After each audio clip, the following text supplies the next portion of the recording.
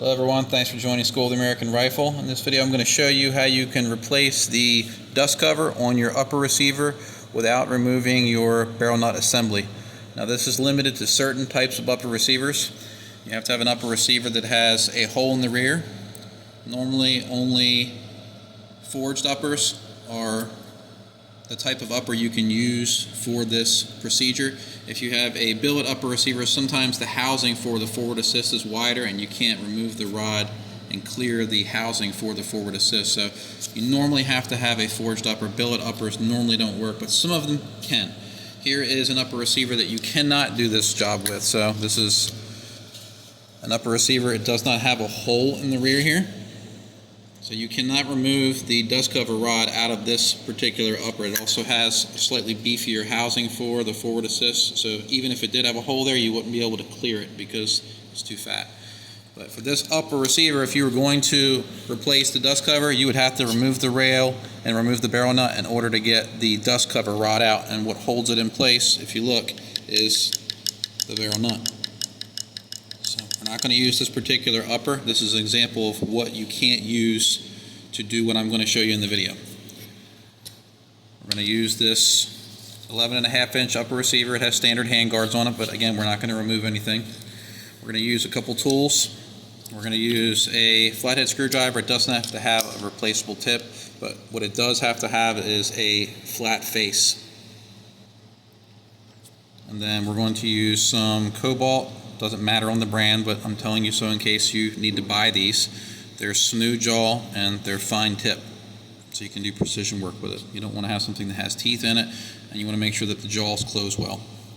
And then another tool we have here is a Rotoclip C-clip installer. These are sold at Brownells. They run about $15. They're not too expensive to consider purchasing, but they are a little difficult to use in my opinion, so I prefer not to use them, but you can use them for this procedure, and I'll show you how in the video.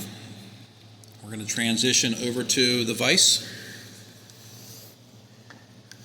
And make sure that when you're doing this work, you have a firm hold of the upper receiver. It's really difficult to do this in your lap, so that's why I'm using a vise. And if you are using a vise, you want to make sure you have some pads in here. You don't want to grab the upper receiver with the steel jaws of your vise. You can damage it.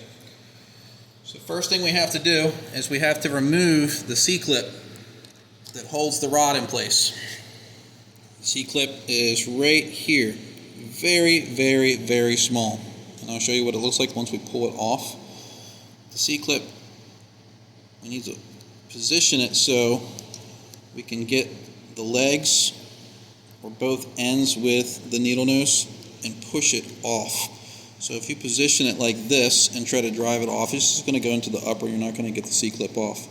These things will go flying, so you need to make sure that you are doing this so you have something here to catch it if it pops.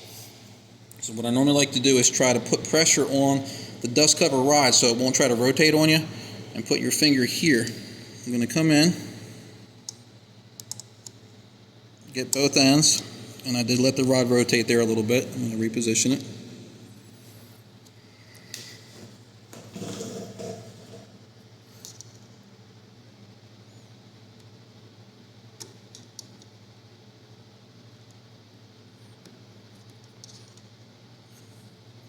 And I got it.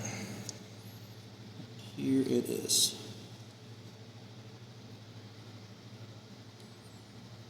Little tiny thing. So put that on the vise anvil so we don't lose it.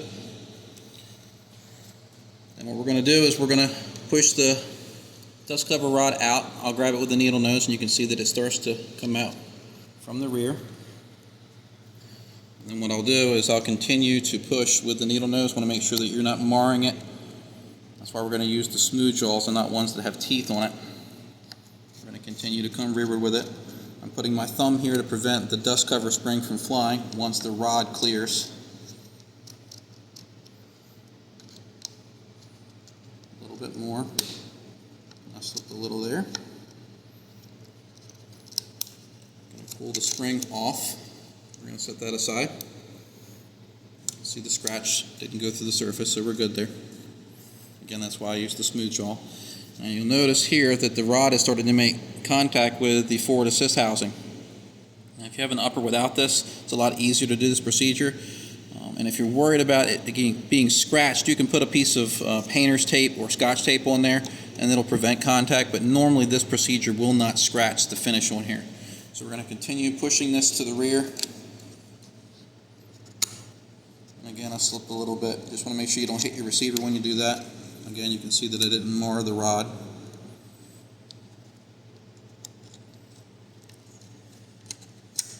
And we're out. So here's the rod. Here's the dust cover. And everything's clear. Now we're going to put it back in reverse order, assuming we're going to swap the dust cover with something different. Maybe it was damaged, maybe the D10 assembly is no good, maybe you bought an aftermarket one and you want to put it back on. But normally what I'll do is I'll just place the dust cover how it's going to be put back on. The rod, if you look at it closely, has a groove cut into it right there. And that's the groove that the C-clip has to ride into. So when you put it back in, that groove portion has to come forward. If you put it in this way, you're going to take it all apart again. So what I'll normally do is I'll position the rod in slightly so it's protruding. And then I will take the dust cover and sit it in place. Now, one thing you want to check on your dust cover is you want to make sure that your dust cover isn't bent excessively. Out of the box, some dust covers are really bad. They're like this. When that happens, it binds on the rod when it's trying to function. So if it is bent, you want to correct it. You want to make sure it's straight as possible. You can use the rod as a gauge. So you can put this through here, make sure that it freely spins. If it's binding, you need to address something. So we'll put this on, make sure our groove is forward. Slide the dust cover on. I'm going to continue pushing it forward, and you can notice that I'm not putting a whole lot of pressure here, so it's not like we're bending the rod here or doing any serious damage. I'm going to get the rod about halfway through this cutout here, and now I'm going to install the spring. What I normally do is I'll take the little portion here, I'll get it in like so, then I'll bend this up, wind it around, and continue pushing with the rod. Need to line it up front, and now we're through. Next step, we have to put this little guy in its place. So what I like to do is I like to use a little bit of grease, and this prevents things from flying around. So I'll take a small dab of grease, and I'll lay it right there. This is going to hold on to the C-clip. Now I'm going to take the C-clip, and what you have to make sure is the groove that's cut right here, you have to get it as close to this edge as possible to do this little trick I'm going to show you. So I'm going to get it close. You don't want it to be like this. That groove is far away from this edge here. So I'm going to move it in a little bit, very close. And I'm going to use the needle nose. I'm going to lay it right in place. You can see the grease is now holding it. I'm going to remove a little bit of grease so I can see. And this is where the flat blade screwdriver comes into play. Watch. Put it right on the edge of that C-clip. And I just seated it. There we go.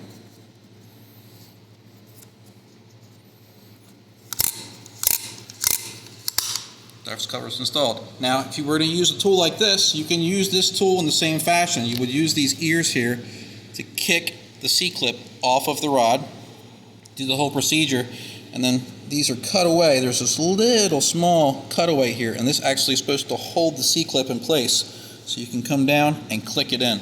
These are very difficult to use. Normally you'll lose about 3 or 4 C-clips when you're doing it, and sometimes you even have to adjust the legs here. You can see how they sort of spread apart.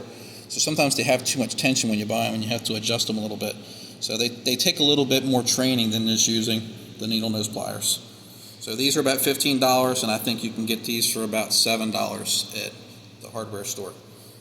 So that is the no teardown dust cover swap. Hope you found this video educational, and thank you for watching.